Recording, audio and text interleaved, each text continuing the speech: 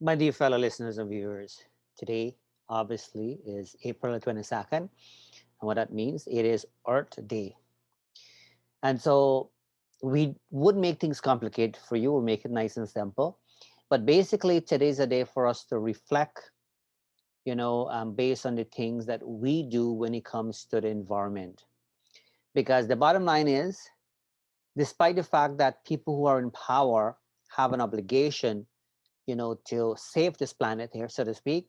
We ourselves, the everyday people like you and I, people who are watching right now, people who are listening, we also have an obligation to do our part to save this planet, right? And that's how this whole idea of this Earth Day came about. And so a day like today will be a good day for us, not only to reflect, but to kind of really make sure that we are recycling accordingly, and hopefully that pattern or that habit continues, on a everyday basis, on an ongoing basis, obviously, right? But today's a day for us to pause to see what is it that we are doing correctly, and what is it that we need to kind of improve on. And I get it, and I know that a topic like this is not a sexy one. It is not, an interesting one. It is not, it is not an entertaining one, and so forth, right? And so a lot of people wouldn't be interested, because they don't understand it, they don't have that knowledge, or some people just don't care too. But it is so important for us to do the things that not too many people are interested doing, right? Not too many people will be interested to promote the importance of, you know, um, a caring environment, a healthy environment, an environment that we should all take pride in protecting. Meaning that we should do all the bits and pieces that we have control of to make sure that we are contributing to safer, much more healthier earth and planet and so forth. They call it our day, but it is all related to the planet, so to speak, right? Some people will do prayers too, for people who are spiritual and so on. They will kind of show appreciation to the art god and things of that kind. We don't need to get into all of that.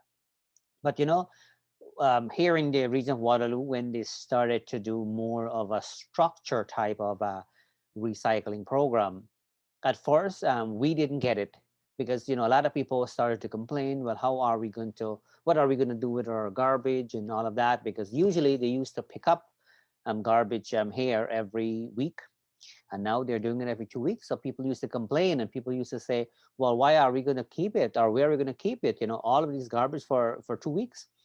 But what happens is that once people started to recycle everything accordingly, there was no garbage left at the end. See. So that was a good program there. And similar programs, are happening in different parts of the world. Some people don't practice all of this, but it is so important. And one of the reasons I'm talking about this, not because I want to mark and reflect on our day, but I want to remind you and let you know that you do not necessarily have to be in any sort of leadership position or political position to make these kinds of changes. You yourself can make these changes. So, for example, many years ago, I started a recycling project because I see a need, to protect the planet. That's one, but also I wanted to give, um, you know, um, textbooks and reading books and so on a second chance of life, so to speak. And so I used to collect books that was gently used. You wouldn't even know the difference. I collected, thousands of books, by the way, and sent thousands of books to Guyana. I'm not sure if they make use of it or not. I did receive a few letters here and there from a few schools, show their appreciation and so on. But I did that for two different reasons. One, a lot of good books used to be dumped in the dumpster, so to speak, and I didn't like the idea of it being just dumped away just like that and not even go in a recycling process. And so I just thought I'd give it a second life. And so for many years, I collected those books and kind of reuse it in a good way, give it a second life, where so many people benefited from it too. And the project, by the way, was such of a successful one that I received the Jack McGinnis Environmental Spirit Award. And basically, this fella was the one who invented the blue bin. And for those of you who don't know about the blue bin is what we use here in the region of Waterloo. So basically, we put all of our recycling pieces in there, newspaper, paper in general, um, you know, um, containers and things of that kind. So that was a good idea to sort it out. At least that was a good start. And so we did it because we saw a need. We didn't realize that it will make such of an impact. But I'm happy to share that we were the only ones, by the way, in the region Waterloo here, a population of over 500,000 people, to have received this prestigious award, very prestigious, and something we are very happy and proud to share. So I just thought I kind of throw this in as well too. And so for us, this was more of the icing on the cake, so to speak.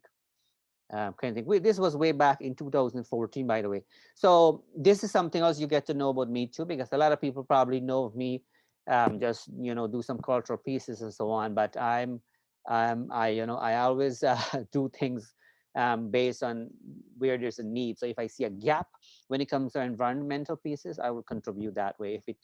If it has to do with jobs and anything of that kind, that's where I kind of contribute. So I just thought to share that with you. So for those of you watching or listening today, it is just a day for us to kind of reflect and kind of take that initiative to do something to make a difference. Because think about it, if all of us in this world do something today that will benefit the earth and the planet, think how wonderful the world will be. We all have to do it. And so, for example, if you usually leave on your lights, let's say up to midnight, just for the sake of leaving it on, maybe if you turn it off 1 hour early, that can make a difference, and that actually can be your contribution. It doesn't have to be the kind of work that we have done. We have done some really hard grown work, by the way, and it doesn't always have to be difficult thing or hard thing, things that you have control of and things that you can do based on your individual circumstances. Again, it is not a sexy kind of topic. It is not an interesting one, but we have an obligation, and by us doing a little pieces, that alone can do a lot of good to the world, and maybe we wouldn't have to deal with this pandemic situation again, because I still think that the fact that we are not doing our pieces, we are just doing things anyhow. We were forced to be in this pandemic because right now this world is resetting itself because of the pandemic. Thanks for watching. Thanks for listening. My name is Narayan Tsukran. Wishing you a great today and even better tomorrow. I'll talk to you soon.